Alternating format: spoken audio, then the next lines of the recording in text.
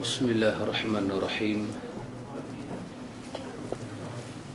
Assalamualaikum warahmatullahi wabarakatuh. Alhamdulillahi rabbil alamin. Wassalatu wassalamu ala nabiyyina Muhammad wa ala alihi wa sahbihi ajma'in. Allahumma ati nafsi taqwaha wa zakkiha anta khairu man zakkaha anta waliyuha wa maulaha. Amma ba'du. Ikhwatul iman, a'azzakumullah wa uhibbukum fillah. Alhamdulillah, kita sambung majlis ta'lim. Kita sambung muka surat 74. Muka surat 74 di bawah tajuk yang ke-6, antara taklid dan ittiba'. Antara taklid dan ittiba'. Ini satu tajuk yang kita katakan penting bagi orang nak mengerti fiqh itu. Dia tahu benda ni sangat penting. Kata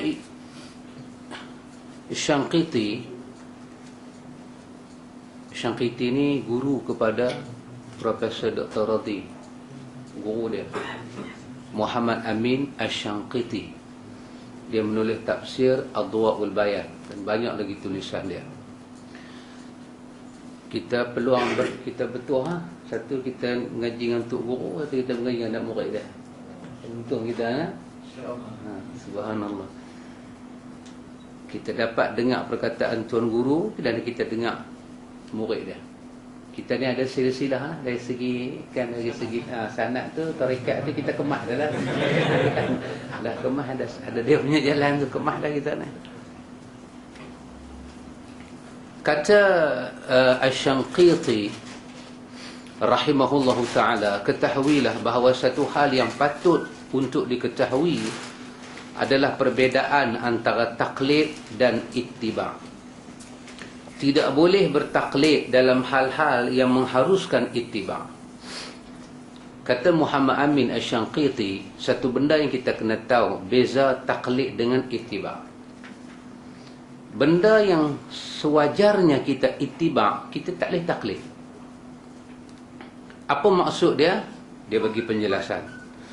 Tidak boleh bertaklid dalam setiap hukum yang memiliki dasar yang jelas daripada Al-Quran, sunnah Rasulullah SAW atau ijma'. Sebab setiap ijtihad yang bertentangan dengan nah syar'i adalah ijtihad batil. Dan tidak boleh melakukan taklid kecuali pada masalah yang dibolehkan untuk berijtihad. Kerana Al-Quran dan As-Sunnah adalah hakim atas setiap mujtahid. Mujtahid orang yang berijtihad. Tak seorang pun dari mereka yang boleh menyelisih Al-Quran dan As-Sunnah. Nanti di bawah tu dia akan ceritalah ta'rif taklid dan ta'rif ittiba'. Ini pun kita dah tengok dah pada beberapa awal daripada bulan hari tu ni. Benda tu kalau ada dalil, benda tu kalau ada sumber daripada Quran, daripada hadis, maka tak adalah taklid. Apa yang kita maksudkan dengan taklid? Kita tidak maksudkan mengikut mazhab itu taklid. Tak, kita bukan maksud macam tu. Kita punya maksud taklid ni apa dia? Di kalangan mazhab memberi pandangan-pandangan dalam satu-satu bab. Tiba-tiba satu mazhab dia bagi pandangan, tiba-tiba bila kita semak pandangan mazhab kedua, dalil dia lebih kuat daripada mazhab yang kita ikut. Tiba-tiba kita tak mau pakai dalil dia tu, dan kita mencipta aturan-aturan baru. Kita ini sebagai contoh sebutan lah, bukan maksud saya, contoh sebutan. Kita ni Syafi'i, kita ni orang Asia, kita ni Nusantara, kita ni malaikat dah kenal Syafi'i, nak ikut apa lagi? Tak mau tengok Abu Hanifah ke Malik ke, sedangkan dalam bab tu ada dalil yang mungkin mazhab kita ikuti itu dia tak sampai dalil pada dia satu, ataupun dalil itu sampai, dia kira dalil itu tidak kuat dia punya kedudukan dia, tiba-tiba orang buat apa nama kita panggil munakasyah semula, orang pergi buat murajaah balik. Tengok dalil yang mazhab kita kata tak kuat itu sebenarnya kuat. Dalil itu mazhab kita tak pakai, mazhab boleh pakai. Yang kata taklid ni apa dia? Kita tak mau dah ambil dalil tu. Bila kita tak mau ambil dalil yang sahih, kita lah ni ada masalah dengan Rasul yang diutuskan. Kita tak mau ambil daripada Nabi. Maka dalam suasana tu, kita dipanggil orang yang taklid taksubi. Kita ni satu muqallid taksubi, satu orang yang ikut orang lain, tak mau tengok dah dalil dan ikut pula secara taksub. Tutup mata, tak peduli apa ada orang kata, nak pi juga. Yang ni yang kita maksud dengan taklid yang dicela. Kita duk ikut mazhab Syafi'i dalam dalil-dalil yang benar, dalam dalil-dalil yang kuat. Ini bukan taklid. Yang inilah nama dia ittiba'. Kita menggunakan prinsip-prinsip mazhab, kaedah-kaedah ulama untuk faham Al-Quran dan Sunnah. Yang itu bukan taklid. Yang itu sepatutnya untuk faham Quran. Tapi bila ada dalil yang jelas daripada Quran dan Sunnah, kita tak mau ikut. Kita cipta prinsip-prinsip baru, syarat-syarat baru. Yang ni yang kita maksudkan. Mujtahid, para imam, mereka adalah manusia macam kita, berkewajipan mengikut Allah dan Rasul. Maka mujtahid tak pernah diberi kepada mereka kelulusan untuk berselisih dengan Al-Quran dan nas hadis yang sahih. Itu adalah prinsip. Itu ikhwatul iman adalah prinsip. Tak boleh bertaklid pada pendapat yang bertentangan dengan Al-Quran, As-Sunnah dan ijma' ulama. Ijma' yang paling tinggi, ijma' para sahabat. Baru datang ijma' ulama.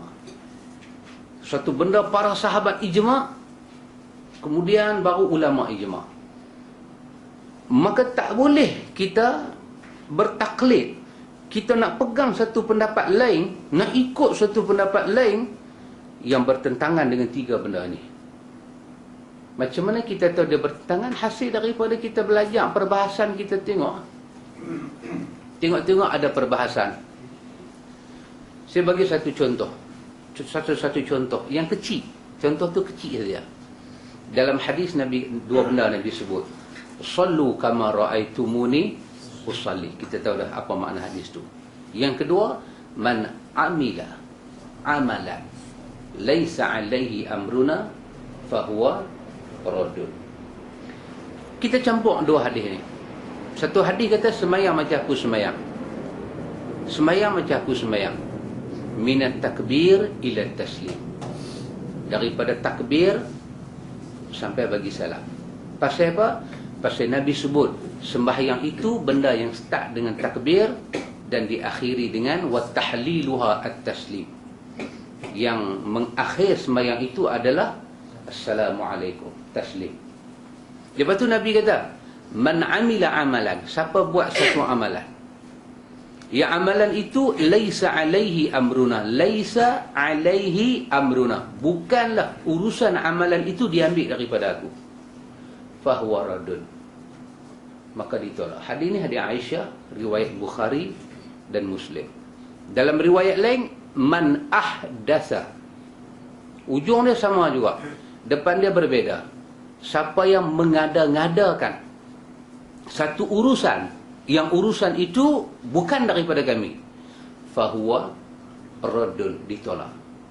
Maka yang kata semayang ni, dia start dengan takbir, bukan start dengan bismillah.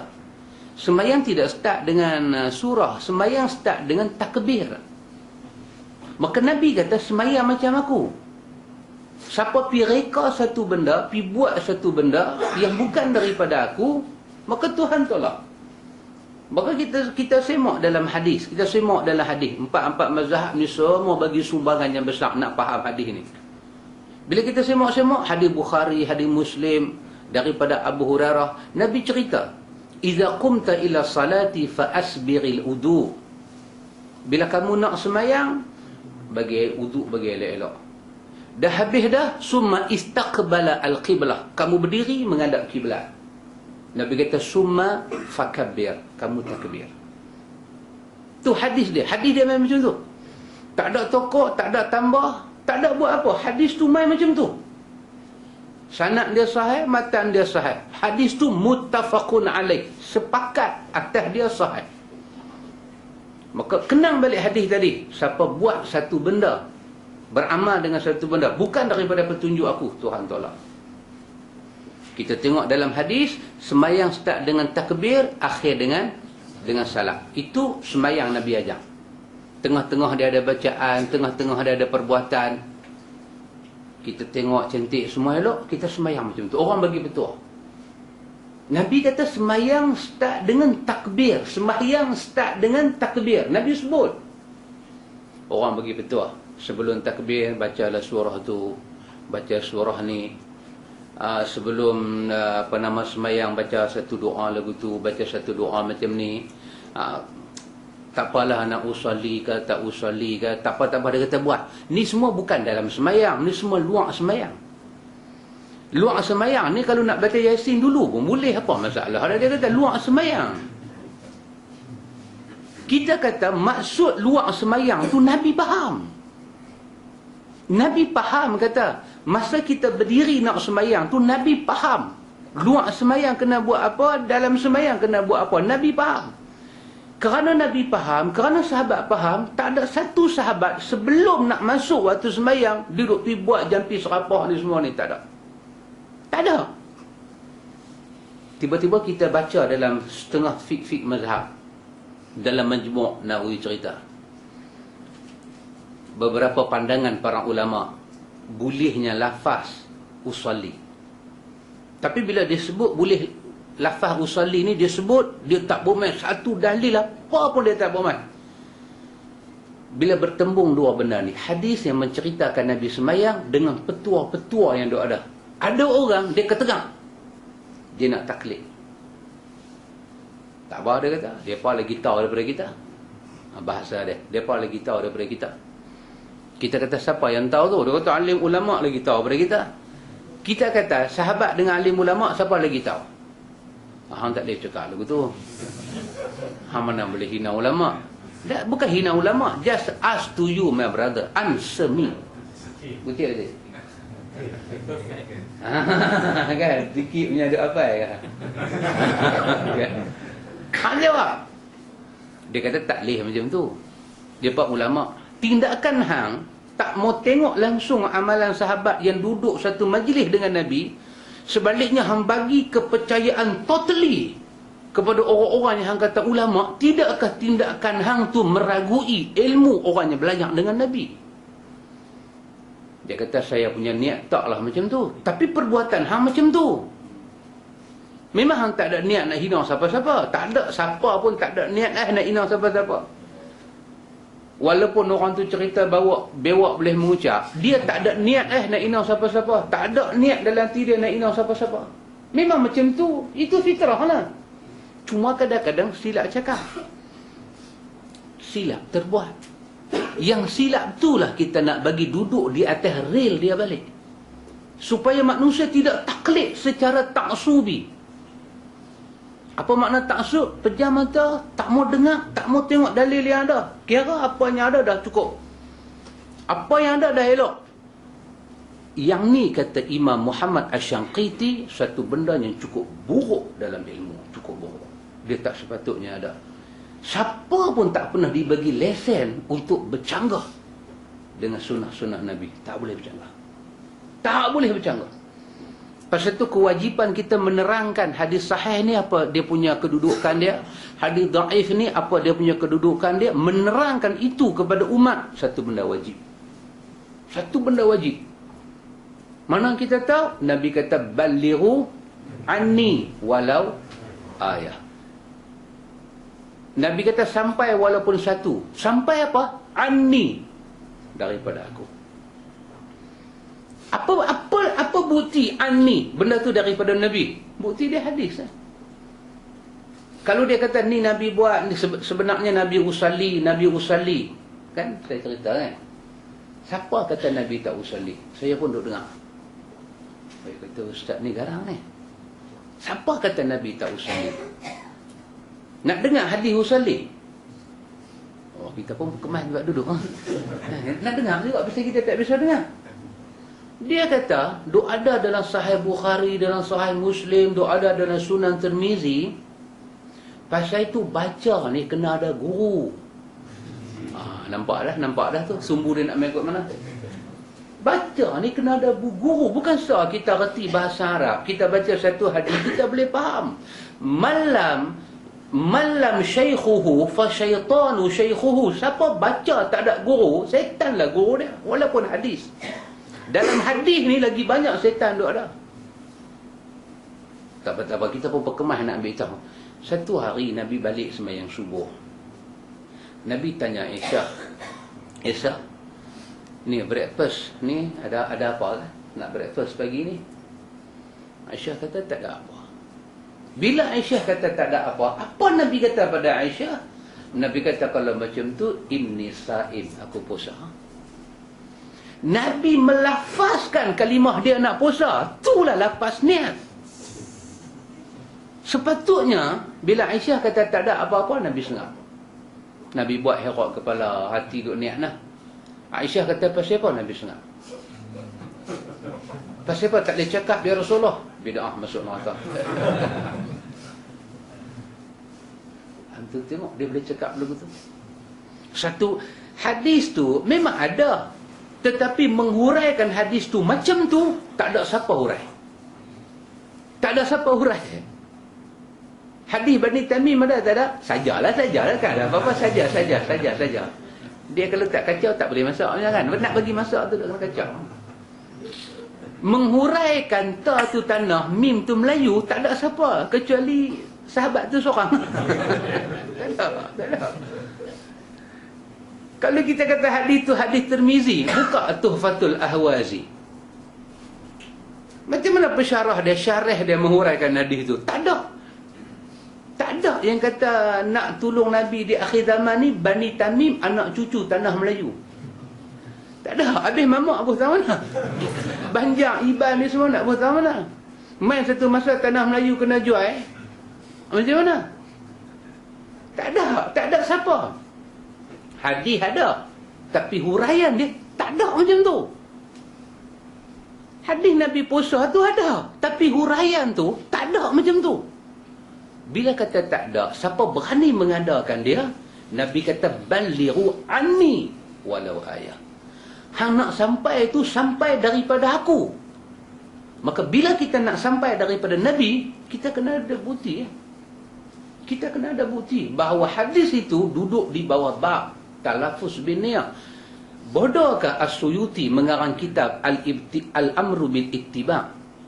Kewajipan kita mengikut Nabi, dalam bab tu dia masukkan talafuz bin niyah daripada bid'ah yang qabih, bid'ah yang buruk dan wajib ditinggalkan. Dia tak cukup bahasa Arab ke? Dia tak tahu nahwu saraf ke?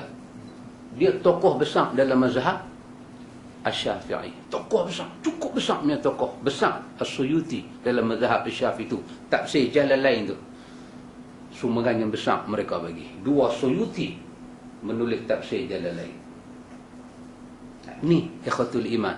Bila tak ada dalil, satu dalil tak kuat, satu dalil kuat, dia tak mau ubah diri dia pada dalil yang kuat, menunjukkan dia telah masuk dalam zon taklid secara melampau. Perbezaan antara taklid dan ittiba' adalah perkara yang sudah dimaklum di kalangan para ulama. Tak seorang pun ulama berselisih dalam menentukan makna dia. Semua ulama tahu taklid tu apa, ittiba' tu apa. Cuma orang kita dia tak tahu. Dia tak tahu makna taklid, dia tak tahu makna ittiba'. Pada perbahasan yang lalu telah disentuh ucapan Ibnul Khuwais Mandat yang dinakal oleh Ibnu Abdul Bar dalam kitab dia Al-Jami'. Dia menyatakan taklid menurut pengertian syariat adalah mengikuti pendapat yang tidak memiliki hujah ataupun dalil. Tak ada. Dia tak ada hujah apa? Tak ada hujah nak menguatkan itu dari Nabi dan nak sabitkan itu agama. Dia tak kuat. Dalil dia tak kuat. tiba-tiba kita terima yang tak kuat tu sebagai agama. Maka susah. Yang tu nama dia taklid. Dan ini adalah perbuatan yang dilarang dalam syariat.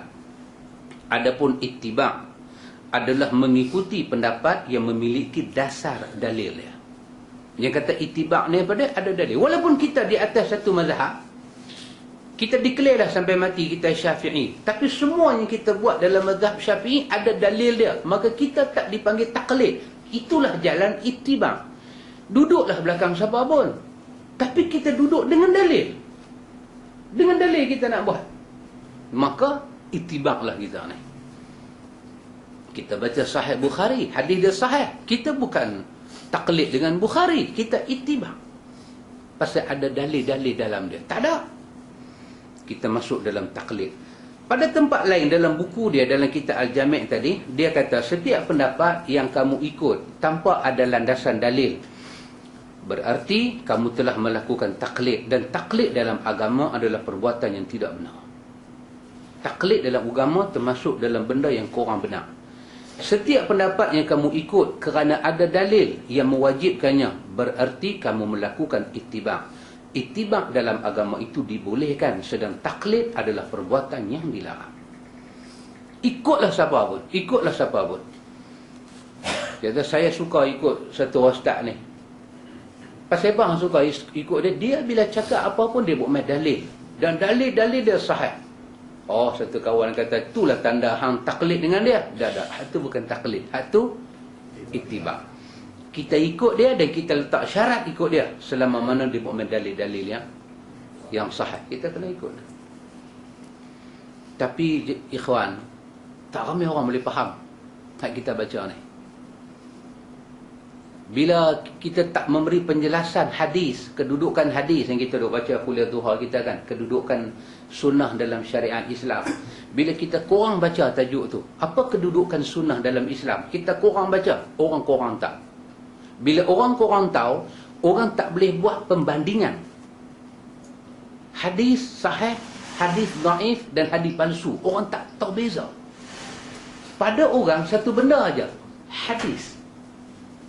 Riwayat, dia tahu yang tu aja. Dia kata ada riwayat. Siapa kata tak ada riwayat? Tapi dia tak tahu nilai. Kalau riwayat tu dhaif, apa nilai dia? Kalau riwayat tu sahih, tak mana tempat dia? Kalau riwayat tu palsu, sampai ada kawan-kawan kita cakap, kalau riwayat tu palsu sekalipun, apa salahnya kita ambil iktibar? Itu bukan kata orang biasa cakap, Al-Fadil. Kita bukan nak beramal, kita ambil iktibar. Antum bayang, nak ambil iktibar di atas riwayat palsu. Satu kawan main cerita dekat kita, ni sahabat anak nak cerita kat enta. Kita kata apa dia? Dia pada jumpa satu binatang baru. Kepala lembu, kaki gajah, tangan kijang, badan rusa. Dia cerita kita. Mata dia macam orang. Dia punya lidah lebih kurang macam bewak. Bahasa dia macam orang kita. Jadi, sahabat ingat ke mana? Kita tanya kat dia. Kita kata, tak mana dia berjumpa ni? Dia pun tak jumpa lagi lah. Tapi mungkin akan jumpa. Lepas Obama pun balik dah. Mungkin boleh jumpa dia. Hantar merepek. Kata satu kawan kata, dah dia bukan merepek. Apa salahnya kita ambil aktibar? Itulah kekuasaan Tuhan. Anda tengok, apa nak jadi? Dia sandarkan kuasa Tuhan pada otak dia. Apa yang dia rasa benda tu boleh jadi, dia kata Tuhan mampu buat. Sedangkan yang dia duduk, yang kita belajar semalam kan, kita tak boleh mengaji dengan akidah dengan orang falsafah. Pasal apa? Khayal. Dia khayal-khayal ada binatang lagu tu. Dia kata Tuhan tak mustahil Tuhan buat lagu tu. Tak mustahil. Dia khayal benda tu. Dia khayal, dia guna otak setan dia. Lepas tu dia sandak khayal tu pada kuasa Tuhan. Siapa kata Tuhan mustahil buat lagu tu? Kita kata mana ada dalil Tuhan akan buat lagu tu? Tuhan buat apa yang dia nak buat. Binatang yang hang kata tu bukan ada di sisi Tuhan. Ada dalam kepala otak hang. Yang ada dalam kepala otak hang tu, itu bukan benda Tuhan nak buat. Antum, dia khayal sampai macam tu, lepas tu dia bertuhan dengan benda dia khayal, dia sandak kuasa Tuhan pada khayal otak dia. Ini satu syirik. Tak boleh terima benda tu. Ambil riwayat palsu-palsu ni, dia tanya kita, Tuhan tak lewat lah.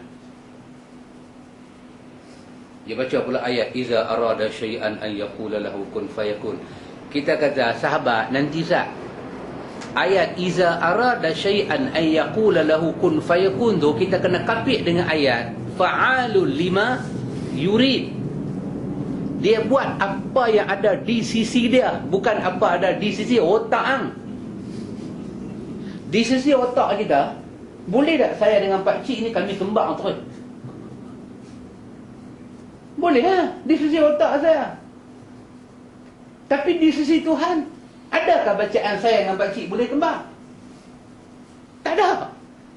Apa bukti dia? Bukti Pak Cik saya. Pak Cik mai pada perut mak Pak Cik, saya mai pada perut mak saya. Tapi kembang. Kembang apa tu? Dia bukan kembang siam, ni kembang ulu banat, mana punya kembang?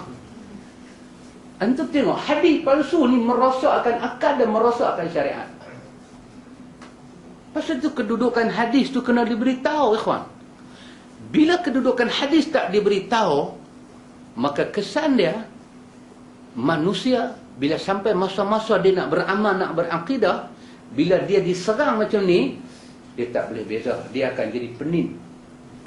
Hak ni dia duk cakap, hak ni pun ustaz, hak tu pun ustaz. Takkanlah kalau salah dia tak tahu. Sangat menjadi dalil kepada kita. Perkembangan dunia hadis, dia tak main daripada dasar yang betul. Dia tak main pada dasar yang betul. Dia tak tahu apa, ikhwan. Ini kita dah belajar malam ni. Imam Ibn Qayyim rahimahullahu ta'ala berkata dalam kitab dia, A'lamul Muwaqqi'in. Kata dia, Imam Ahmad rahimahullah berbeza antara taklid dan ittiba'. Abu Daud berkata, aku pernah mendengar Ahmad berkata, ittiba' adalah seseorang yang mengikut apa yang berasal daripada Nabi dan daripada para sahabatnya. Adapun tabi'in boleh diikut dan boleh juga tidak. Ya, Imam Ahmad kata ittiba' ni apa dia? Benda yang sabit daripada Nabi dan sabit daripada kehidupan para sahabat secara sahih. Itu kita ikut nama dia ittiba'. Lepas daripada sahabat, datang para ulama tabi'in. Mereka ni punya cakap, kita kena tengok dia kata. Kemungkinan mereka cakap dari Nabi dan sahabat, kita ikut, itu nama ittiba'. Yang mereka cakap, pandangan mereka, yang tu kita tak ikut pun tak apa. Orang dulu dia kenal, dia cam. Dia kenal. Kita tak cam. Antum ingat lagi yang saya bagi tentang Imam Ibn Jauzi, kata 3 pengenalan untuk kenal satu-satu cerita tu, betul ke tak betul? Macam mana kita nak kenal? Satu, kata Imam Ibn Jauzi, bila cerita tu tak masuk dengan akal. Nabi Allah Nuh masa banjir zaman dia, kapal dia naik tu kan, kapal dia naik tu masa ayat-ayat surut tak surut sama banyak, masih ada ayat kapal boleh berpusing. Kapal tu pergi tawaf Kaabah 7 pusingan. Habis tawaf semua, kapal itu bagi 1-2 rakaat sunat tawaf belakang Nabi Ibrahim punya makam. Ada baca dalam Tanbihul Ghafin, dalam Duratul Nasihin, jumpa ada. Tak masuk akal. Tak masuk akal. Bukan kita kata kapal boleh rokok ke? Hang nak menafi kebesaran Tuhan ke? Dia main lah. Hang tengok dia main. Kita kata tak apalah, tak apa. Mungkin kiam kapal itu boleh kiam. Nak duduk tayar akhir macam mana? Takat kiam boleh lah kapal itu bangkit. Dia nak tayar akhir macam mana kapal itu nak duduk? Tak dapat. Dia kata, jangan guna kai rosak agama. Tak apalah. Okey lah. Maybe true. Tapi bila kita tengok kali kedua, tak masuk akal. Nuh dengan Ibrahim siapa dulu? Nuh dulu. Kaabah ada zaman Ibrahim. Kapal itu pergi sembahyang 2 rakaat belakang makam Ibrahim. Ibrahim tak ada lagi, dah ada makam dia. Hang cerita biang betul. tak masuk akal. Bila cerita tu tak masuk dengan akal, Imam Ibn Jauzi kata tanda dia tolak. Yang kedua apa dia? Yang kedua bercanggah dengan nas-nas yang sahih. Dia bercanggah dengan nas yang sahih, tak boleh pakai. Nas yang daif yang kita nak pakai, nas yang daif yang menyokong nas yang sahih. Nas yang daif mungkin dia daif dari segi sanad, tapi matan dia sama dengan yang sahih. Dia syawahid, dia penyokong kepada yang sahih. Itu boleh. Tapi ini bercanggah total. Bercanggah total dengan nas-nas yang sahih, tak diterima. Yang ketiga apa dia? Bila bercanggah dengan dasar-dasar agama ini, usuluddin yang kita belajar semalam. Dasar akidah ni apa dia? Dasar akidah ni apa dia? Dasar akidah ni ikhwan, kita tak boleh cakap pasal Tuhan. Kita tak boleh bubuh sifat pada Tuhan. Sehinggalah Tuhan yang bubuh sifat dia sendiri, Tuhan yang bubuh nama dia sendiri, di atas apa yang Tuhan bubuh pada diri dia, baru kita cakap. Itu dasar dia. Tiba-tiba orang nafi sifat Tuhan. Bila dia nafi sifat Tuhan, dia canggah dengan dasar. Sebab sifat tu bukan ijma' umat bubuh. Allah yang bubuh sendiri. Wasafa bihi nafsahu. Allah mensifatkan diri dia sendiri. Macam mana kita nak tolak? Kalau kita tolak kalam Tuhan, maka kufur kita ni. Allah yang mensifatkan dia duduk tak mana. Lepas tu kita kata tak boleh. Tuhan ni ada tak mana-mana kata dia duduk ada, dia ni tak ada tempat. Bercanggah dengan dasar. Bila tiga benda ni wujud pada satu-satu kenyataan ataupun cerita, Ibn Jauzi kata tolak. Kita duk baca, ikhwan, kita duk baca ni. Sebahagian orang dia tak pernah dengar langsung apa kita duk baca. Kita pergi sembang di pejabat, di Kelang, tempat makan ni semua, dia nanti duk kelipok. Dia kata, hang ni betul-betul profesor lah. Dia tanya je dah. Kita kata tak ada profesor, mengaji biasa. Hang mengaji terlampau dalam. Dia nampak macam laut India lah kita ni. Dalam sangat. Tak dalam, benda ni asas. Benda ni asas. Bila asas ni tak sembang, ikhwan, sebelum mengaji fiqh, masuk fiqh, dia akan jadilah ta'assub dan taklid pada mazhab lebih tinggi daripada dasar ilmu. Ni Imam Ahmad dia kata. Imam Ibn Qayyim melanjutkan. Kata Ibn Qayyim, adapun beramal dengan wahyu disebut ittiba', bukan taklid. Dan ini perkara sudah dapat dipastikan. Banyak sekali ayat yang menamakannya sebagai ittiba'. Kita ikut nas yang ada, kita adalah ikut ittiba'. Kita berittiba' dengan agama. Dan dia nak bomel ayat Quran yang cerita siapa ikut dalil-dalil yang ada, sebenarnya dia dipuji oleh Allah. Di antaranya firman Allah dalam surah Al-A'raf ayat 203. A'udzubillahi minasyaitonir rajim. Qul innama attabi'u ma yuha ilayya min rabbi. Hadza basairu min rabbikum wa hudan wa rahmatun liqaumi yu'minun. Katakanlah dalam ilmu tafsir, dalam Ibnu Katsir kata, bila ada kalimah qul, biasanya di belakang kalimah qul dia nak cerita akidah. Dia nak cerita akidah. Ima dia masuk dalam rukun iman, ima dia masuk dalam hal tauhid. Ima dia masuk dalam tauhid, ima dia masuk dalam akidah. Beriman pada benda-benda sesudah daripada beriman pada Allah. Katakanlah, sesungguhnya aku tu Nabi Muhammad, hanya mengikut apa yang diwahyukan daripada rohku kepada aku. Nabi kita kata macam tu. Nabi kita kata apa dia? Nabi kita kata sesungguhnya attabi'u. Tak ada apa Nabi kata. Kalau hampa nak bantah aku, hampa nak terima aku, hampa nak tolak aku, hampa nak maki hamun aku, nanti saat aku nak abad. Apa yang aku cakap kat hampa ni, yuha ilayya min rabbi. Benda ni diwahyukan dari Rabbku kepada aku. Kalau hang tak setuju, itu hang punya hal. Tapi untuk hang nak ugut aku, jangan cakap benda ni, jangan terang benda ni, aku tak boleh buat.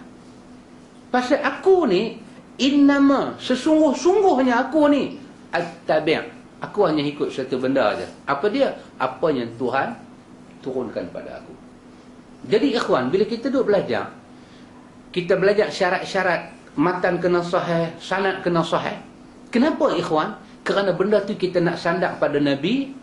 Dan bila kita sandak pada Nabi, Ini cerita dia. Nabi kata, aku ambil daripada Tuhan aku. Bila satu benda tu sahih mai pada kita, kita tolak. Dia punya berkocok tu sampai mana? Kita tak beriman pada Allah.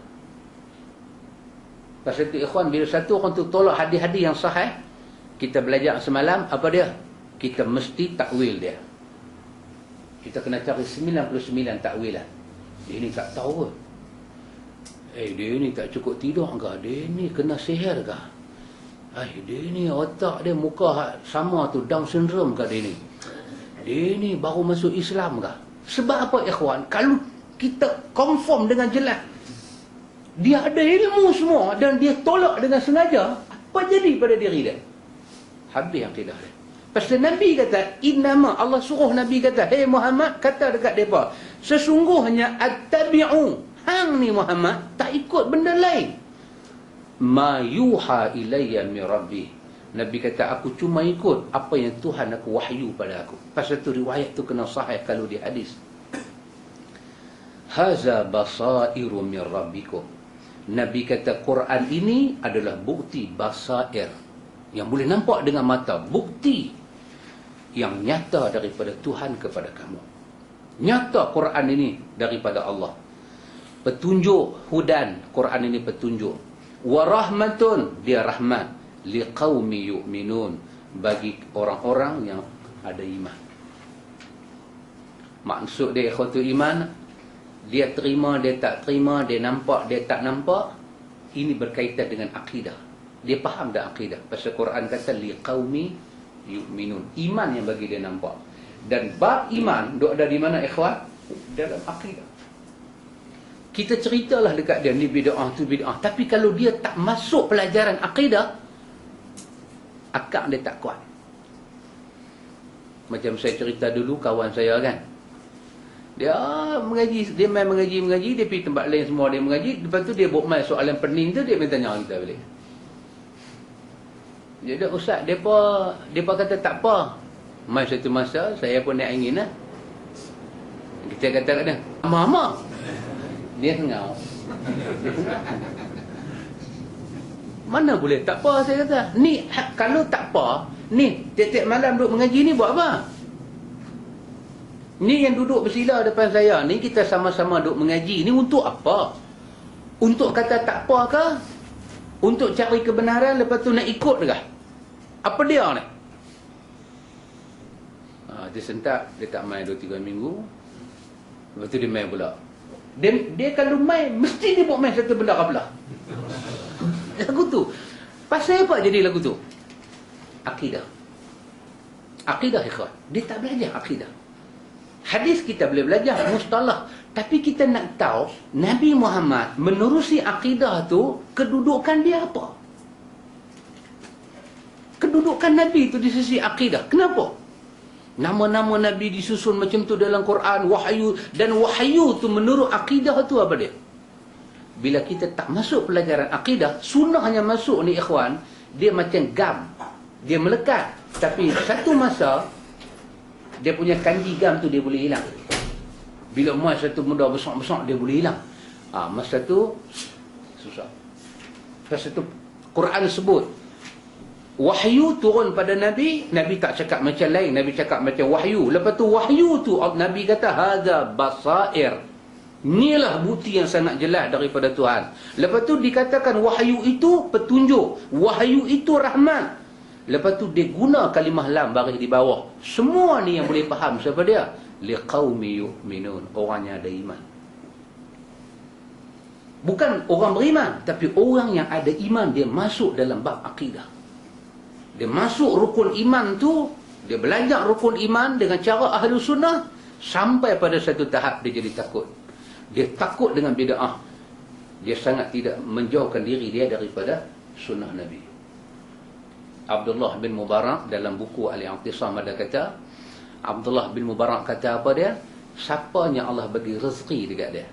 Bukan. Kata Abdullah bin Mubarak, sesungguhnya mati ini satu kemuliaan dan satu nikmat bagi orang-orang yang hidup dia direzekikan Allah Ta'ala dengan rezeki daripada mula dia berjalan sampai dia mati, dia berpegang teguh dengan sunnah Nabi. Mati satu nikmat dan satu kemuliaan pada dia. Ada dalam Al-I'tisam kata-kata Abdullah bin Mubarak.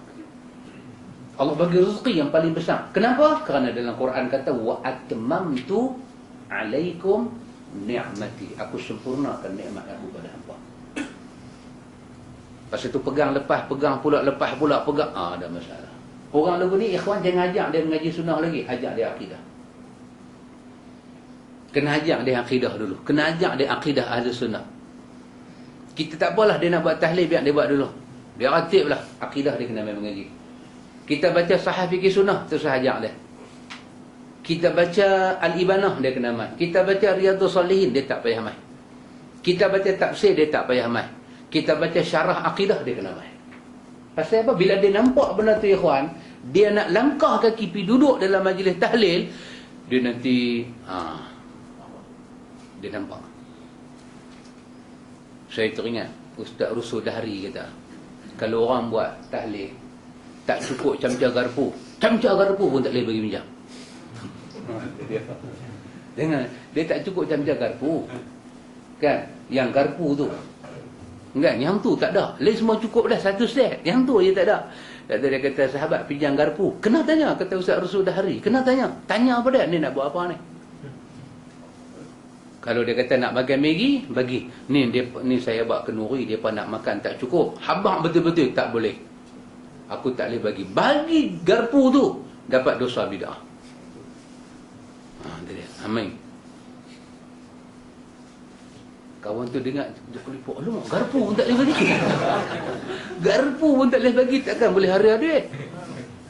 Takkan boleh pergi top up duit tak cukup. Garpu tak boleh bagi, takkan boleh jemput dia main ratik rumah kita. Garpu tak boleh bagi. Garpu tak boleh bagi, takkan tuan garpu boleh pergi. Garpu pun tak boleh bagi, apa salahnya garpu tu?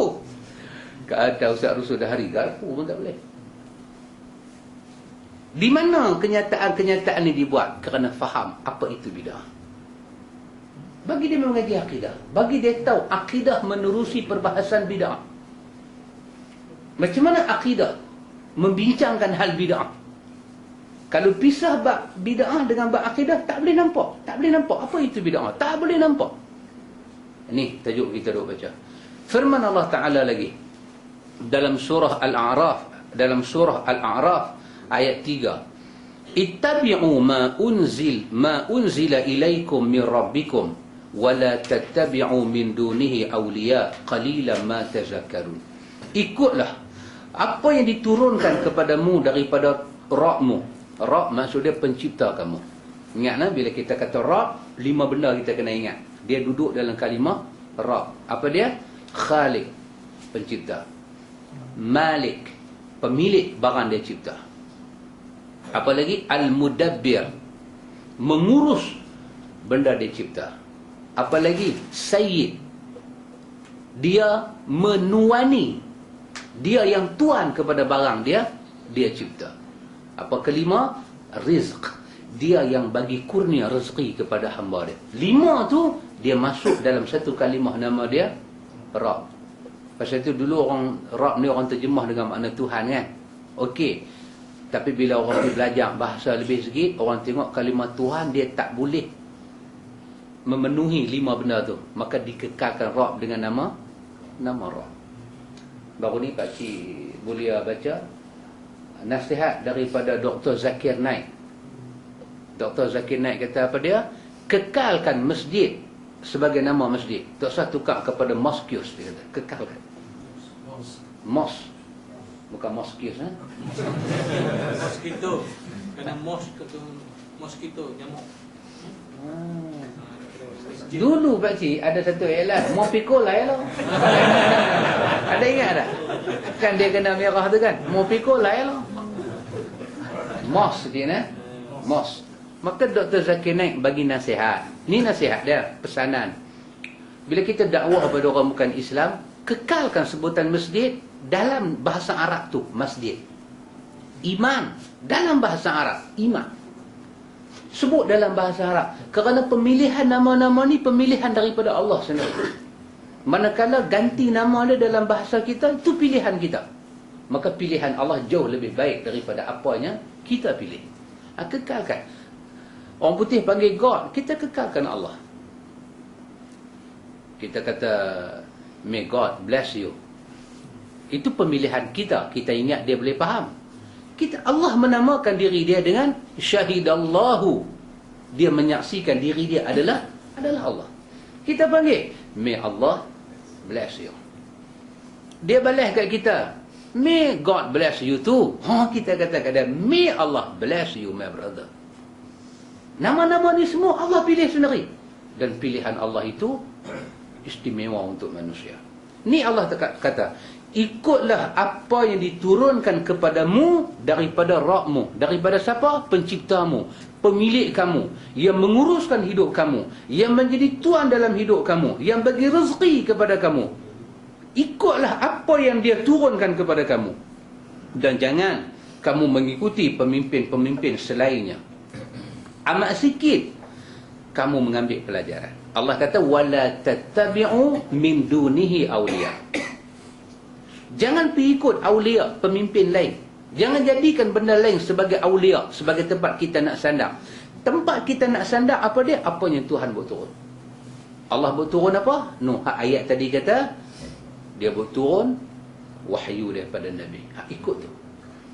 Pasal tu orang yang suka bertaklid, dia kena tengok ayat macam ni, dia kena renung dan dia kena insaf.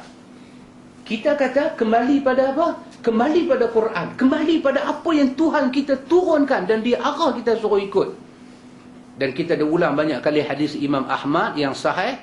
Nabi kata apa dia? Setiap kali diturunkan Quran, diturun kepada aku seumpama Al-Quran.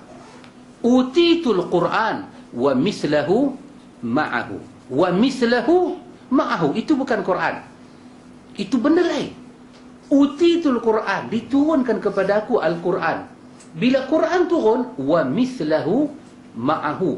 Ada lagi satu saudara kembar pada Quran. Diturunkan juga kepada aku. Turun Quran, benda diturun sekali. Kata Imam Ahmad, apa dia? Sunnah yang sahih. Jadi, ikhwatul iman, arahan daripada Allah. Ikut Quran, ikut sunnah yang sahih. Wala tattabi'u min dunihi awliya. Benda lain, jangan jadi ikutan. Siapa pun kita nak ikut, dia kena ada sandaran. Pasal itu ikhwan, agak-agak kita, kalau ini prinsip kita dalam ilmu, dalam akidah, dalam syariah, agak-agak yang kata bid'ah ni mencipta akidah baru, dia nak duduk tak mana? Dia tak ada tempat. Tapi kerana yang ni bukan prinsip, pasal tu orang mengajar akidah, jangan main-main. Insan Kamil, tu dia punya terbaik buku. Tu dia lah tu punya terbaik dah. Insan Kamil, insan yang sempurna. Mengaji bab alif 2 tahun tak habis lagi. 2 tahun tak habis lagi. Ba bila nak masuk? Ada berapa alif sampai ya. Nak boleh ya tu, maknanya daripada alif tak ya lagi, ba tak ya lagi. Nak boleh ya tu, alif aja terbaik lagu tu Insan Kamil. Dengan selepang la ilaha illallah masuk pi jantung kita, dia rentak macam huruf ha, dia rentak mai limpah buah pinggang kita macam sad sini, dad sini, dia tarik mai pada kita rengkung jadi ain. Dahsyat, jangan main. Alif tak habis lagi duk ngaji 2 tahun. Tak apalah, 3 tahun 4 tahun pun bagus kan. Mengaji alif 2 tahun, sama tarah kawan buat PhD, okey lah, kira besar lah punya orang ni. Tapi bila tanya dalil, tak ada. Dan yang duk mengaji alif sampai 2 tahun ni, macam mana dibahas alif tu? Dia kata dalam lah. Yang kata dalam tu macam mana? Dia kata dia tarah tu selai-selai. Cara dia cerita tu, bahasa dia pakai, dia tarah, dia kupas satu. Dia tarah kita masuk, dalam. Bagilah satu contoh. Kan macam baru ni kan, saya, Dr. Mazhar, Ustaz Khairul Anwar, semua duduk sembang kat airport Subang. Masa tu Syekh Abang Syarif ada kan. Ada tu Syekh, dia jumpa tengok Dr. Mazhar, ada kata ni Ustaz Asri ya. Saya dia tak kenal. Mana tak sakit hati? Mana tak sakit hati? Duk sakit hati dah muak dah. Mama ni Dr. Mazhar lah. Kata Dr. Mazhar kata saya ubah tempat duduk. Terus dia kata kat Dr. Mazhar, saya ni masuk Islam start umur 48, dah umur saya 60.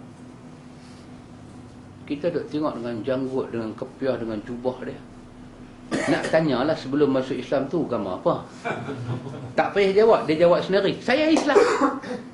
Saya orang Islam, tapi saya start masuk Islam. Saya jadi Islam 48 tahun. Umur 48. Jadi yang bawah tu 35, 36, agama apa? Islam. Tapi start masuk Islam 48. Jadi kita orang yang tak ada sakit, tak makan ubat, apa pening lah. Pasal dia jenis makan ubat punya orang. Baru dia cerita, saya kena sunnah 48. Oh, sebelum kena sunnah, saya bukan orang Islam. Tapi saya Islam. Khurafat banyak. Saya lah ni mengajar tafsir ya. Abang Syarif beralih muka dah. Abang Syarif kata, Ustaz tak masuk geng kita dah. Ustaz duk layan dia. Saya lah ni mengajar Quran seketul lagu tu. Antum type dalam YouTube tafsir sunnah, jumpa muka ustaz ni. Jumpa tafsir sunnah, jumpa ustaz ni. Yang masuk Islam 48 ni. Jumpa ni. Cengih satu orang dahsyat. Saya kata kat dia, duk mengajar tafsir ni, duk pakai tafsir apa? Saya rojok 20 jenis kitab tafsir. Oh, dia jangan lah. Kan? Kita pun duk pakai Ibnu Katsir je lah kan. Dia 20 lebih 19 daripada kita. Oh, dahsyat lah. Dr. Mazhar tanya kat dia, berapa jilid dia tulis kitab? Tak ada jilid. Dia kata, tak ada jilid. Kitab tu tak ada jilid. Quran lah. Saya masuk pula. Saya kata, Ustaz duk mengajar tu, salah satu daripada 20 tu, tafsir Tabari masuk tak? Tak masuk. Dia kata, saya Quran. Itu yang tu. Yang tu lah tu. Orang tu lah tu. Tengok. Jangan tak tengok saya pula. Tengoklah saya sama kan. Orang tu. Ikan tak tu. Jangan main-main cengih. Jadi tak tahulah apa tafsir dia ajar kan. 20 rojokan, tapi bila mengajar pakai Quran saja. Saya punya duk ingat, ada satu dua ayat Quran kita sampai ke orang, kita duk kena buat nota kaki. Tak boleh ingat. Kita ambil Ibnu Katsir sikit, Qurtubi sikit, Adwa'ul Bayan sikit, Ruhul Ma'ani sikit, Faqur Razi sikit. Kita duk ambil lagu tu tentang satu ayat. Tak ada. Saya rojok 20 jenis kitab. Tapi bila saya mengajar, 20 saya tak pakai. Saya rojok lah. Tuhan bagi perung. Oh, ni sudah jadi Nabi Allah Musa. Macam mana kita nak kena pasti satu-satu ayat? Kalau duk pergi belajar akidah 20 tahun, 2 tahun duk mengaji alif saja, mana dalil? Tak ada. Bila keluar daripada prinsip ni, manusia akan mencipta pelajaran yang baru. Firman Allah Ta'ala, wattaba'u, dalam surah Az-Zumar ayat 55, wattaba'u ahsana ma unzila ilaikum min rabbikum min qabli an ya'tiyakumul azab baghtatan wa antum la tash'urun. Dan ikutlah sebaik-baik apa yang telah diturunkan kepadamu daripada Rabbmu. Ini semua penulis kitab kita ni, dia duk susun ayat-ayat ni. Ayat ni duk bagi tahu pada kita, jangan taklid, ikut apa yang Tuhan buat turun. Bila kita nak ikut apa Tuhan buat turun, kita ikut satu ulama, dan ulama itu menerangkan apa yang Tuhan turun beserta dalil, maka itu bukan taklid, itu adalah ittiba. Bila kita tak terima dalil Quran, dalil hadis sahih daripada orang, itulah kita masuk dalam kawasan taklid, dan itu sangat dicela. Ni dia duk cerita kepada kita, ikutlah sebaik-baik wahyu Allah ni, hak nama dia Quran, hak nama dia sunnah ni. Allah kata ahsana ma unzila ilaikum min rabbikum. Inilah benda paling baik yang Allah turunkan kepada kamu, paling baik. Jadi kalau Quran, kalau sunnah tu paling baik, bermakna akal manusia, pendapat manusia tidak boleh jadi terbaik dan paling baik, dia akan duduk di bawah. Jadi macam mana kita nak dahulukan akal dan pandangan manusia dan meninggalkan as-sunnah? Tak boleh jadi. Dalam surah Yunus ayat 15, Allah Ta'ala berfirman, Qul ma yakunu li an ubaddilahu min tilqa'i nafsi in attabi'a illa ma yuha ilayya inni akhafu in asaita rabbi azab yawmin azim. Katakanlah, tidaklah patut bagiku. Ni Allah suruh Nabi kata pada kita. Katakanlah, tidaklah patut bagi aku menggantinya dari pihak diriku sendiri. Aku tidak mengikut kecuali apa yang diwahyukan padaku. Sesungguhnya aku takut jika mendurhakai Rabbku kepada siksa hari yang sangat besar. Mereka mai kat Nabi minta sembang apa lebih kurang, mereka kata tak boleh ke ayat-ayat yang keras-keras ni semua ditukar? Tak boleh ke? Allah suruh Nabi jawab. Apa dia? Ma yakunu li an ubaddilahu. Aku tak akan buat kerja nak menukar wahyu Tuhan. Tak boleh tukar. Hadis yang sahih dengan hadis yang dhaif tak boleh tukar, ikhwan. Pandangan manusia dengan nas-nas yang sahih, bukan kata tukar, nak duduk satu kedudukan pun tak boleh. Tak boleh. Tetaplah Imam Malik itu imam besar dengan pandangan dia, tetap. Semalam kita baca kan hadis Umar Al-Khattab dengan Osman bin Affan. Antu ingat apa conclusion Ibnu Hajar buat? Bila Osman masuk hari Jumaat, ambil uduk aja. Tak mandi kan? Umar baca khutbah, Umar kata apa? Uduk aja. Osman kata, kalut buat-buat kerja tak dengar orang azan, ni ambil uduk. Ni pun mujuk banyak ambil uduk. Dan kalau tak ambil, tak main terus. Umar kata apa dia? Semua kita tahu Nabi ajak kita hari Jumaat ni kena mandi. Bukan mandi tu wajib, tapi mandi hari Jumaat semua orang tahu, Nabi buat. Lepas tu Ibnu Hajar kata apa? Conclusion daripada hadis itu, apabila satu orang memiliki kelebihan di atas dunia, itu tak boleh jadi penghalang untuk dia keluar daripada sunnah Nabi, dan itu juga bukan penghalang kalau dia buat silap, kita tak tegur dia. Conclusion tu Ibnu Hajar buat. Nanti tengok. Tapi kita ni susah sikit lah kan. Yang tegur dia kata khawarij pula. Kita tegur orang datang pada sunnah pun khawarij. Tak boleh kawan. Siapa pun ada kelebihan. Satu bah. Akuilah kelebihan dia. Dia orang bijak, orang cerdik, dia profesor. Profesor Madya. Lepas tu habis berapa tahun dapat profesor penuh. Hebat dia. Dengan datuk semua dapat, datuk tinggi, datuk rendah, datuk sederhana, semua dia dapat habis. Tengok-tengok malam Jumaat dia khatib la ilaha illallah. Kalau dia khatib seorang-seorang, itu dia punya pasal lah, dia zikir. Tapi khatib jama'i. Lepas baca Yasin khatib lagu tu, kita kata sahabat, bukan daripada amalan Nabi beramal macam ni, khusus pada malam Jumaat macam ni. Lepas tu satu orang yang kata, yang tak layak cakap dia lagu tu, hantu dia siapa? Dia orang ada kelebihan. Mana boleh hantu orang dia lagu tu? Ibnu Hajar kata apa dia? Kelebihan manusia ada, itu bukan penghalang untuk dia tunduk kepada Nabi SAW. Umar tahu Osman ada kelebihan. Umar tahu. Osman masuk dalam sahabat Nabi kata ahli syurga. Umar tahu benda tu. Tapi kelebihan Osman tidak boleh menyebabkan Umar berdiam diri bila Nabi ajak mandi pada hari Jumaat, tiba-tiba Osman mai dengan wuduk saja. Osman pula ditegur oleh Abdullah bin Abbas yang kita baca dalam bab semain jamak pasar kan.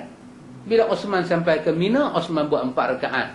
Apa kata Ibnu Abbas? Inna lillahi wa inna ilaihi raji'un. Nabi ajak kami buat 2, Osman buat 4. Walaupun Abdullah bin Abbas, Abdullah bin Mas'ud tahu Osman ada kelebihan, tapi kelebihan manusia ada, bukan menghalang untuk dia tunduk kepada Allah. Antum, kelebihan Osman ni ahli syurga. Kelebihan kita datuk aja. Ada satu datuk Abang Syarif, dia buang janggut. Tahu dia kata apa? Saya baca hadis ahli syurga tak ada janggut tu, saya cukup saya siap. Dia confirm dia masuk syurga. Dia confirm. Dan orang nak tegur, ada orang tak berani. Kelebihan manusia bukan syarat dia boleh lari daripada sunnah Nabi. Pasal itu dakwah, kena buat dakwah, ikhwan. Baik. Quran sebut pada kita dalam ayat 155. Kita mana tadi? Nah, Quran sebut pada kita dalam ayat 155 surah Al-An'am. Wa hadza kitabun anzalnahu mubarakun fattabi'uh wattaqu la'allakum turhamun. Dan Quran itu adalah kitab yang kami turunkan yang diberkahi, maka ikutlah dia dan bertakwalah agar kamu diberi rahmat.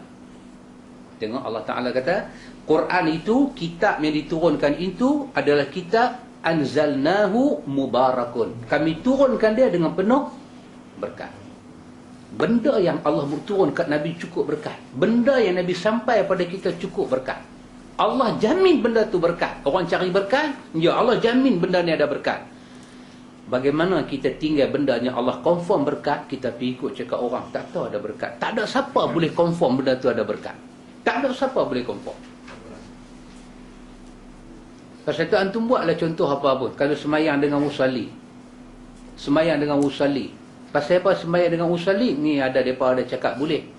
Semayang tanpa usalli, memanglah Nabi sembahyang tanpa usalli kan, tapi ulama ni waris Nabi. Quran beritahu apa? Yang kami turun dekat Muhammad cukup berkat. Yang Muhammad buat cukup berkat. Bagaimana kamu pergi buat satu benda yang kamu tak boleh bukti Muhammad buat? Di mana berkat tu ada? Duk pergi duduk atas kubur, duk pergi ratik ke depan. Kita duk cerita ada hadis talqin ni macam mana? Nilai dia. Tak apa, orang kata tak apa, pasal apa ni? Apa pula salah? Apa pula salah dia? Apa pula salah? Dah hampa tak mau buat, sudah ha? Mana ada berkat, ikhwan? Last sekali Allah tunjuk kita bukan berkat. Kita pecah sama kita. Pasal apa kita pecah sama kita? Pasal kita kata pecah tu rahmat. Kita pula iktiraf pecah tu rahmat. Hai, tak apa, inta dengan pandangan inta kan.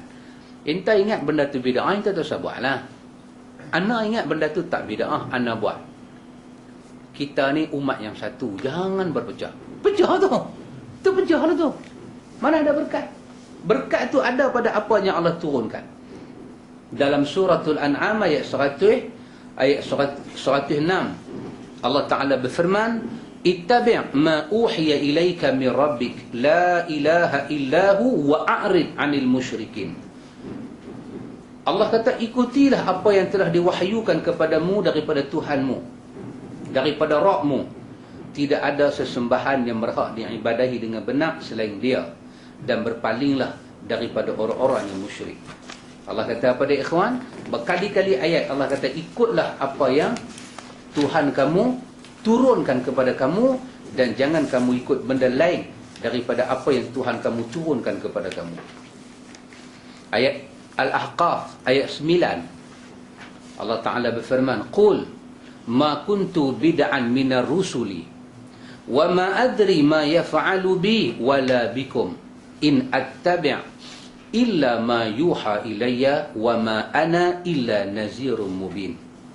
Katakanlah, aku bukanlah rasul yang pertama di antara rasul-rasul, dan aku tidak mengetahui apa yang akan diperbuat terhadapku dan tidak pula terhadapmu.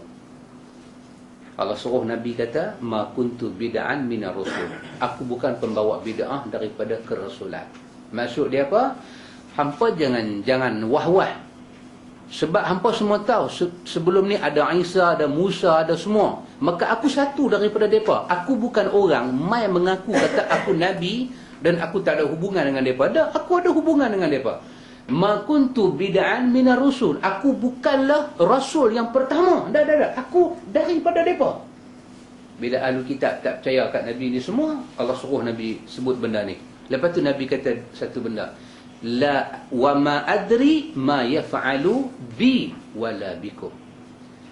Aku tak tahu Tuhan nak buat apa dengan aku, Tuhan nak buat apa dengan hamba, aku tak tahu. Bila sampai dekat ni, Allah turun ayat kedua daripada surah Fatah, bagi tahu apa Tuhan nak buat dengan Nabi.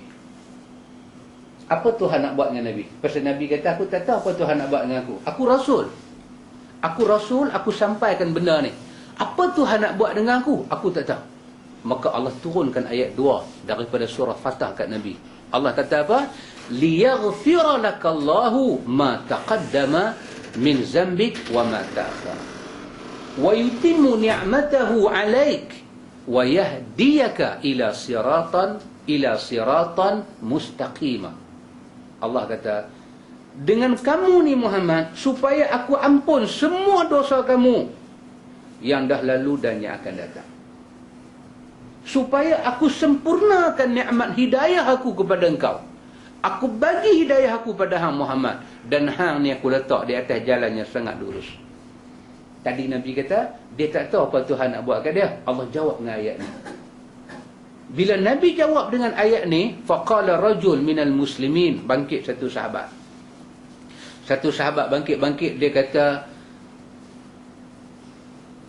kata kepada Nabi, bayin.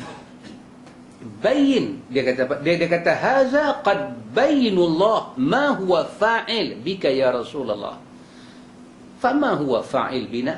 Sahabat kata, ya Rasulullah, tadi hang kata, tadi ni sebelum surah Fatah turun, hang kata hang pun tak tahu apa Tuhan nak buat dengan hang. Lah ni telah turun ayat, hang tahu apa Tuhan nak bagi ke hang. Allah ampun semua dosa hang. Allah bagi nikmat dan Allah sempurna nikmat untuk hang, dan Allah letak hang di atas jalan yang sangat lurus. Tapi la ni ya Rasulullah, fama huwa fa'il bina. Tuhan nak buat apa pula dengan kami? Pasal ayat tadi kata apa dia? Nabi kata, aku bukanlah Rasul yang pertama di antara Rasul-Rasul, dan aku tidak mengetahui apa yang diperbuat terhadapku dan tidak pula terhadap kamu. Jadi lah ni dah tahu dah apa Tuhan buat dengan Nabi. Allah ampun semua dosa dia. Ikhwan, orang-orang yang kita dah ikut ni, siapa jamin dosa daripada yang ampun? Tak ada. Allah sempurnakan nikmat Allah pada Nabi. Siapa dapat nikmat? Tok Syekh mana? Tok Wali mana dapat? Tak ada. Tuhan Harun pun sakit lah. Dia mengaku Tuhan, duduk pergi hospital makan ubat. Doktor duduk tengok, oh dahsyat juga. Tuhan pun ambil ubat. Lagi ambil painkiller, lagi ambil yang tu. Apalah lah. Siapa dia yang Allah Ta'ala janji Allah letak orang tu di atas satu hidayah yang sangat lurus, Nabi Muhammad. Sahabat kata, lah kami ikut hang. Bila sahabat tanya lagu tu, Allah turun pula ayat 5 daripada surah Al-Fatah. Kepada Nabi, Allah ampun dosa yang taqaddam dan ta'akhir, yang telah lalu dan yang akan datang. Allah ampun semua, dia maksum. Cukupkan nikmat hidayah, dia di atas jalan yang lurus. Bagi orang yang mengikut Nabi ni pula, Allah kata dalam surah Al-Fatah ayat 5, liyudkhilal mu'minina wal mu'minat jannatin tajri min tahtihal anhar khalidina fiha wa yukaffir anhum sayiatihim wa kana zalika indallahi fawzan azima. Allah jawab. Ni kita ni, sahabat-sahabat Nabi. Allah kata siapa yang ikut Nabi Muhammad, yang Nabi Muhammad itu Allah ampun dosa dia dulu dan yang akan datang. Nabi Muhammad itu Allah sempurnakan ke atas dan nikmat Allah. Nabi Muhammad itu di atas petunjuk Allah. Siapa boleh ikut Nabi dengan istimewa lagu ni? Anda tengok Allah senaraikan istimewa Nabi ni. Dan Allah suruh kita ikut. Siapa yang boleh ikut Nabi? Allah kata liyudkhilal mu'minina wal mu'minat. Aku masuk orang beriman laki-laki dan perempuan jannatin tajri min tahtihal anhar. Mereka akan masuk dalam syurga. Kan kita, Quran kata jannah kan? Kita kata apa? Syurga. Pasal kita tak ada bahasa ganti nama pada syurga tu. Orang putih panggil apa? Heaven. Kita orang putih faham lah heaven kan. Tapi jannah maksud dia apa? Tempat yang kita duduk mata segak. Nah, Quran kata itu betul. Bila hadis menafsirkan makna Quran itu betul. Apa dia? A'dadtu li'ibadiyas salihin ma la 'ainun ra'at wa la udhunun sami'at wa la khatara 'ala qalbi bashar. Aku sediakan untuk hamba-hambaku yang saleh satu tempat. Apa dia?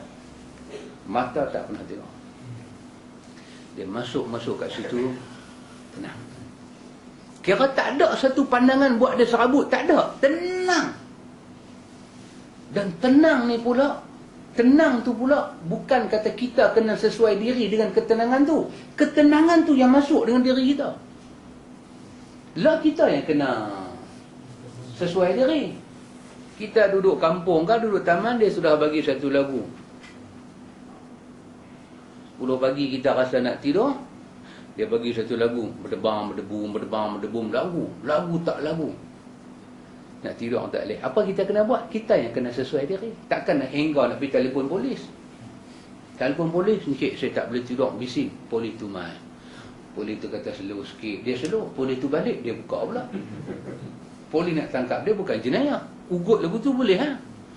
Kita telefon pula kali kedua. Pasal apa? Ni balai polis dah ni ikut dia buat pula. Polis mai. Polis mai tu bukan kata tengok dia, polis dijigil dengan kita sekali ya. 2 kali dah panggil aku. Kita tencik dia bising. Polis kata ni saudara, 2 kali dah saya mai. Saya mai kali ketiga, bukan kata dengan saudara, dengan dia tu saya tingkat sekali. Kita telefon kali ketiga, dia tu buat pula, polis kata, hang tak kerti, kita kena marah, hang tak kerti sabar ha? Kita kata, encik pun tak kerti sabar lah. Tak apa, boleh kata saya mai. Mai angkat kita, bukan angkat dia tu, angkat kita masuk ni. Kita yang kena sesuai diri. Bila kita masuk syurga, a'dadtu li'ibadiyas salihin ma la 'ainun ra'at. Yang kata jannah ni, bila kita masuk, Allah sedia untuk hamba yang saleh, kita masuk tempat tu dia faham kita. Dia faham kita. Walakum fiha ma tashtahi anfusukum. Dia faham kita. Cara kita duduk tu dia tahu kita lengah, dia main picit. Yang ni kita sampai katuk kaki. Saja nak bagi bini nampak dia ada picit. Bini buat tak tahu ya. Dan sekali kita kena bersuara. Hang nampak dah aku duduk picit. Ramai lah berminyak sikit. Bini kata tak abang. Lagu tu tak abang lagi. Lagu tu hang kata aku tak abang. Betul hang menikah dengan aku. Dia faham kita. Jantung yang kata jannah. Apa dia? Mala ainun ra'at wala udhunun sami'an. Masuk tempat tu, telinga tak pernah dengar lagu ni punya cakap, lagu ni punya muzik, lagu ni punya hiburan, telinga tak pernah dengar. Duk main mengaji, jumpa ustaz, duk ingat ustaz cakap elok-elok, ustaz pun mangkak lagu kawan tu juga. Cakap pun bahasa macam kawan tu. Dalam kuliah elok, rupanya di luar ustaz pun terlupa bagi salam, ustaz pun pergi tampak belakang kawan tu, haram jadi orang tak mati lagi. Dia kata, ustaz, hari tu cakap lagu lain. Dia kata, kuliah bab lain. Dia ni bab lain. Dia masuk syurga besok, yang kata jannah ni, hei, lagu ni ke Tuhan bagi? Wala khatara ala qalbi bashar. Jantung, hati, perut dia, pemikiran dia, tak. Orang kata apa? Ya Allah, aku tak nak fikir ada tempat lagu ni. Yang tu nama dia jannah. Apa yang ada? Warna-warni, Quran kata ada sungai, ada pokok, ada orang, ada bidadari. Semua ni, bila mata tengok, dia jadi jannah. Kita korang bahasa kan? Kita bubuh surga. Pasal itu kadang-kadang bahasa kita tak menggamit orang makna surga. Bila kita baca dalam hadis, Nabi terang macam tu. Maka untuk mukmin ni yang ikut Nabi, Allah bagi kat dia surga. Yang mengalir di bawah dia anak-anak sungai, dia kekal dalam dia. Bukan saja dia kekal, Allah kata lagi sepatah, wa yukaffira anhum sayiatihim. Selama depa ikut Nabi tu, kadang-kadang depa tersilap, semua tu aku nak ampun belaka. Macam mana aku bagi kat Nabi, aku ampun dosa Nabi sebelum dan selepas, aku bagi dekat orang ikut Nabi lagu tu. Zaman depa tak ikut Nabi, depa ada dosa. Bila depa ikut Nabi, dosa depa aku padam. Yang kata sahabat tanya tadi kan, apa Tuhan nak buat dengan kami? Allah jawab ayat lagu ni. Allah kata, wa kana zalika 'indallahi fawzan 'azima. Bukankah benda ni semua di sisi Allah satu kurnia yang cukup besar? Hampa tak asal besar lah, cukup besar. Jadi ayat yang kita baca ni, Nabi kata pada kita, aku tidaklah hanya mengikuti, aku tidaklah melaing, aku tidak Aku tidak lain hanyalah mengikuti apa yang telah diwahyukan padaku, dan aku tidak lain hanyalah seorang pemberi peringatan yang jelas. Kata penulis kitab ni, dan ayat-ayat semisal ini cukup banyak dan sudah sangat terkenal. Jadi beramal dengan wahyu adalah ittiba', sebagaimana telah ditunjuk oleh ayat-ayat di atas. Seperti sudah diketahui, tidak disangsikan lagi mengikut wahyu yang diperintahkan dalam ayat tersebut, mengandung arti bahawa ijtihad tidak sah jika bertentangan dengan wahyu tersebut. Daripada sini kita boleh buat satu conclusion. Takat ni apa dia? Kita mengajilah fiqh mana pun, fiqh kitab mana pun, kitab mazhab mana pun. Kalau ada satu pandangan mazhab yang dia bagi pandangan, kemudian pandangan tu dia tak boleh sokong dengan mana-mana riwayat, maka tidak semestinya kita ikut pandangan dia. Kita tak boleh guna kaedah dia dah cakap. Ya, pasal tu imam mazhab ada kata, kalau kami dah mati, hampa kaji, ada benda kami cakap tak sesuai dengan hadis-hadis yang sahih, kami tolong bagi tahu ke hamba, kami tarik balik masa hidup sampai kami mati. Tak ada dalam hati dia pun nak khilaf dengan sunnah Nabi. Dia punya masalah ada pada siapa? Pada pengikut. Pada pengikut yang meletak mazhab ni satu kedudukan dengan Nabi ataupun lebih. Mustahil, dia main ayat lagu tu, mustahil imam kita tak tahu. Kita pun duk ingat kalau imam mana dia maksud ni. Dia kata imam kita lah, kita Malaysia mazhab siapa? Syafi'i lah. Aku abang mustahil dia tak tahu. Kita kata betul lah, mustahil lah kalau banding kita dengan dia. Maknanya mustahil dia tak tahu apa yang kita tahu kan.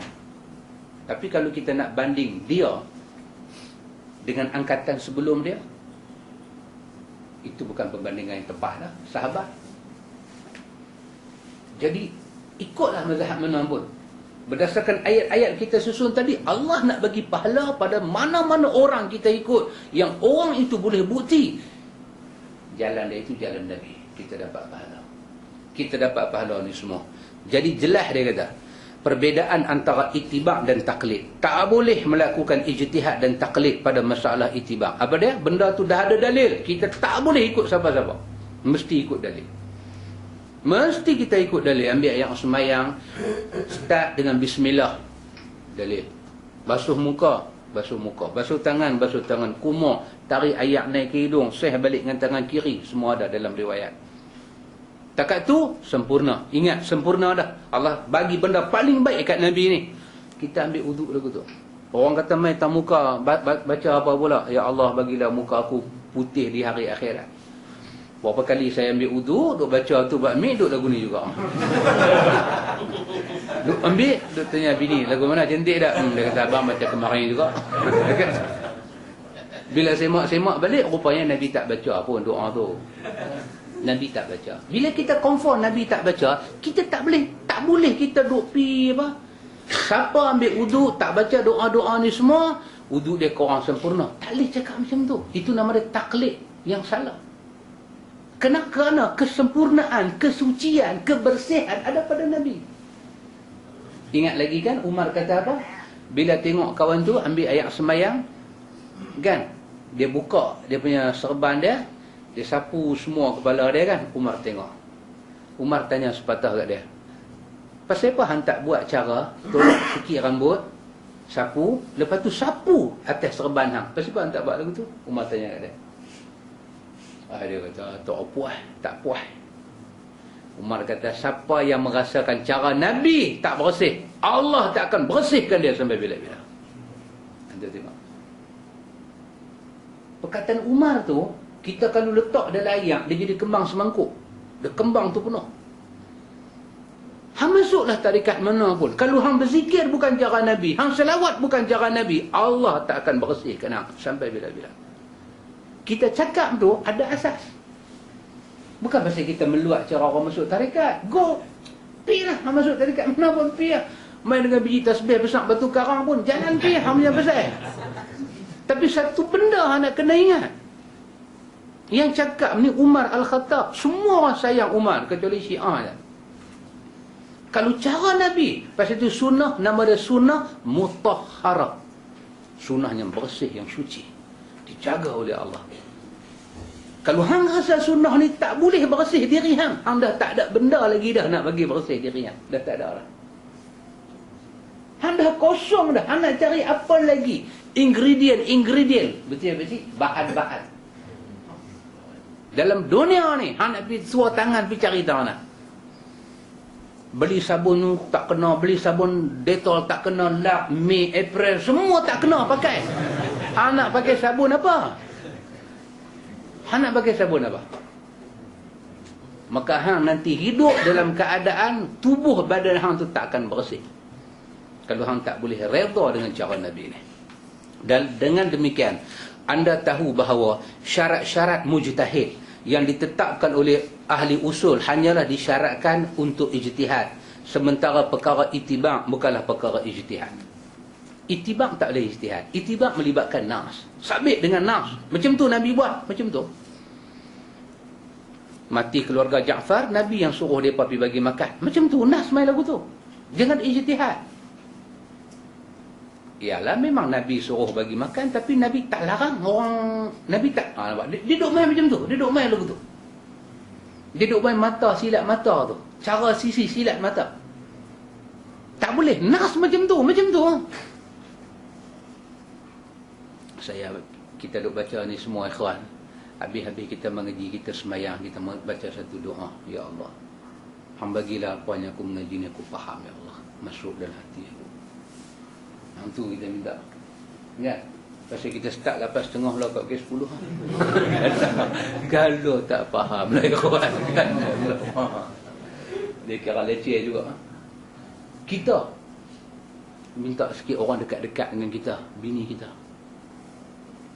Bagi dia faham. Ni aku balik ni ya Allah, dia yang ditanya. Ni pergi mengaji apa ni? Aku nak cerita dekat dia. Kadang-kadang bab ni ikhwan, kita cerita dekat satu-satu orang, dia rasa benda tu macam tak besar sangat. Dekat dia besar apa dia? Besar akidah. Dia tak nampak kita duk baca ni akidah, dia tak nampak. Ni aku nak cerita ni, ustaz cerita benda ni. Dia nampak apa lagi besar daripada benda ni? Ni, gula dah habis dah bang. Nanti tak? Gula habis. Abang boleh pergi beli tak gula? Lepas tu, main sembang. Sembang-sembang pula. Dia kata, abang, aircon deras sangat. Pelan sikit. Dia tak nampak ikhwan. Dia tak nampak. Kita kata, hang semayang, aku semayang. Hang kena semayang cara siapa? Dia kata, dia semayang cara Nabi lah. Habis takkan cara Tok Kong Buddha pun. Tak usah cakap apa ikhwan. Tak ada tangan. Bagi dia dengar. Menghadap kiblat, bagi dia dengar. Ya Allah, hang bagi bini aku faham. Apa makna ikut Nabi ya Allah. Hang bagi masa kat dia. Hang buka hati perut dia, mata, telinga dia.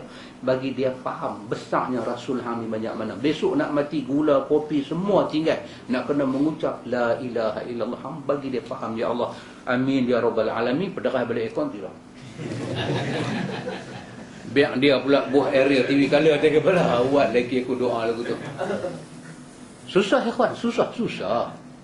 Kita nak terang ke orang macam ni susah. Kita baca daripada muka surat 1 sampai muka surat 76. Sampai tajuk betul kita nak jumpa balik ikhwan. No, pada muka surat 89. Dekat-dekat dah, lagi 10 muka nak jumpa dah. Nak habis dah. Ni yang ke-7 penutup. Dia nak buat satu conclusion penutup. Apa dia hampa baca sampai muka surat terus masuk tajuk lah. Apa punya panjang, taklid lah, itibang lah. Oh, dia kata tak boleh faham dia. Straight to the point. Dia tak boleh faham. Kesan dia tak mengaji macam kita. Bila masuk bab fiqh, ada benda kita faham, ada benda dia tak boleh pergi. Dia tak boleh pergi. Kita boleh faham ya kawan, dia tak boleh faham. Ni kesimpulan dia, akhirnya bahawa ittiba wahyu tidak disyaratkan apapun kecuali mengetahui apa yang diamalkannya dari wahyu yang diikuti. Satu aja syarat ikut Nabi, kena tahu dengan sebenar-benar yang tu Nabi buat. Satu je. Dia tak ada syarat. Hang kena habis bahasa Arab, hang kena 4 tahun, hang kena pergi duduk di Morocco 4 tahun, baru hang boleh main mengaji sunnah. Tak ada. Kalau ada syarat macam tu, habis orang Islam satu dunia. Berapa sikit aja orang boleh jadi orang Islam. Satu aja syarat kita kena beritibak. Satu aja. Benda kita nak buat, kita nak semayang, kita nak zikir, kita nak buat apa? Benda kita nak buat tu kita kena cam dulu. Nabi buat macam mana? Menerusi matan dan sanad yang sahih. Titik. Balik pada tajuk yang kita belajar hari tu, fas'alu ahla zikri. Kita pergi tanya orang yang tahu dalam bidang tu, dia bagi pengesahan. Kita tanya lagi sepatah, tak mana saya boleh rojok? Saya nak tengok dengan mata kasar supaya saya puas hati. Dia bagi rojokan ni, fikir sunnah 5 jilid tu ada. Pakcik kata kalau mengaji sebulan sekali 5 jilid, bila nak habis? Itu yang pakcik cari tak mana ada minggu lebih, pakcik pekat habis. Pakcik bubur 5 jilid, pakcik duk kata 5 jilid ni pula mukadimah tak habis-habis lagi. Ni kalau duk buat sebulan sekali lagu ni, berapa kali silap-silap Malaysia ni tukang parti. Tukang dah parti. Parti dah tukang. Kita jilid satu tak habis. Oh, kejap.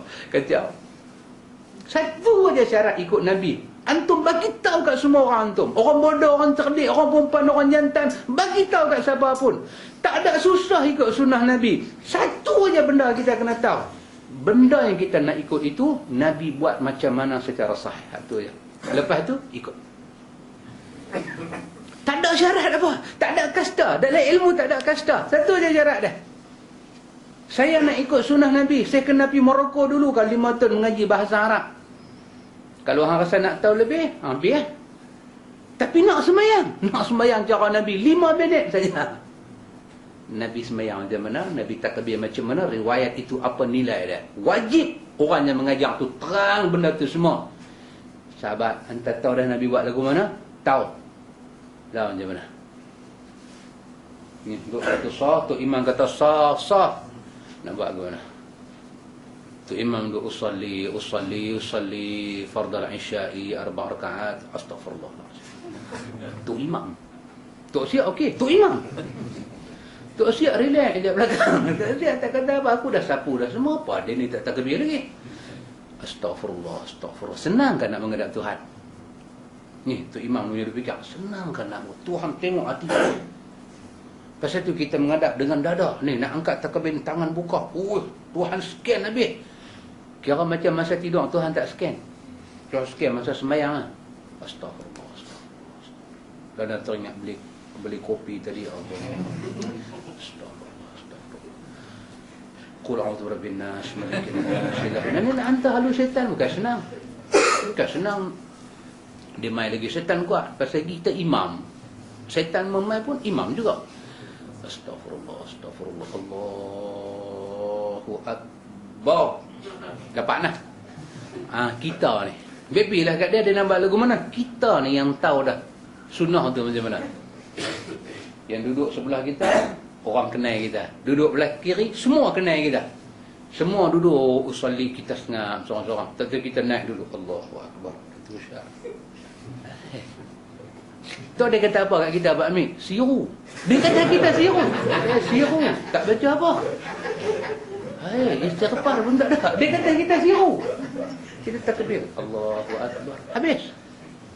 Dia tu tak puas hati. Bukan kata tak puas hati. Tengah rokok pun kepala bila kutu tengok kita. Dia kata kita siru. Tak ada siru apa. Ikut cara Nabi je. Assalamualaikum warahmatullahi. Assalamualaikum warahmatullahi. Kita sengak. Astaghfirullah. Dia duduk tengok lagi balik ujung mata. Kita pun ngajari dia. Subhanallah. Lepas tu kita bangkit. Besok dia tahan kita. Kata sahabat, kita mengaji semayang ni kat siapa? Kita semayang cara Nabi. Dia mula buka selapis. Yang mengaji alif 2 tahun tadi dia buka. Kita tahu makna semayang. Kita tahu pasal pada dah menghadap kiblat. Ente tahu pasal sembahyang start dengan Allahu Akbar. Ente tahu makna Allahu Akbar. Allah Maha Besar. Ente nak sebut Allah Maha Besar, takkan jiwa ente tak rasa. Anak tengok ente Allahu Akbar macam tak ada apa-apa. Kami ni punya berat nak angkat pasal Akbar. Jangan ingat sahabat sembahyang ni. Anak bagi ingat nak. Silap bab sembahyang. Habis. Mula-mula Tuhan tanya akhirat sembahyang. Jadi, pergi belajar. Tengok tu imam takbir macam mana. Ni Quran diturunkan kepada bukit, kepada langit, semua tak boleh terima, depa berat. Manusia terima, manusia jahil. Macam entah jahil. Dia beritahu kita jahil. Kita hari Senin mengaji, Selasa mengaji, sampai pukul 10, jahil lagi dia beritahu. Macam entah jahil. Bukit tak mau terima, langit tak mau terima. Wa hamalahal insan, manusia. Quran kata innahu kana zaluman jahula. Kita jahil, kita zalim. Sahabat, daripada besok repair sembahyang kita. Ni kami nak buat kursus sahih sembahyang Nabi, mai join. Tengok macam mana usalli. Kita abang satu je ikut Nabi, pastikan dia sahih, kemudian buat sebiji diri macam Nabi buat. Baik ikhwatul iman, dengan demikian setiap mukallaf, orang yang sudah terbeban dengan hukum syarak, wajib mempelajari sunnah, Quran dan sunnah untuk satu amalan yang diperlukan, lalu mengamalkannya sesuai dengan pengetahuan yang telah dikuasai, sebagaimana telah dilakukan oleh generasi awal terbaik daripada umat ini. Habis, betul. Kerja kita belajar Quran, belajar sunnah, habis. Betul-betul tak sama dengan Quran dan sunnah, habis, tolak. Macam mana umat dulu, macam itulah kita. InsyaAllah lepas ni ikhwan diberi masa dan badannya sihat pada kita. Kita tengok dua tajuk yang terakhir, pendek-pendek sebelum masuk yang kesimpulan dia, iaitu peringatan untuk orang yang suka taklid dan mengikut dalil, bukan bererti kita menolak pendapat para imam. Itu tajuk yang akhir kita akan baca insya-Allah. Wallahu a'lam. 5 bulan kita ada syarikat.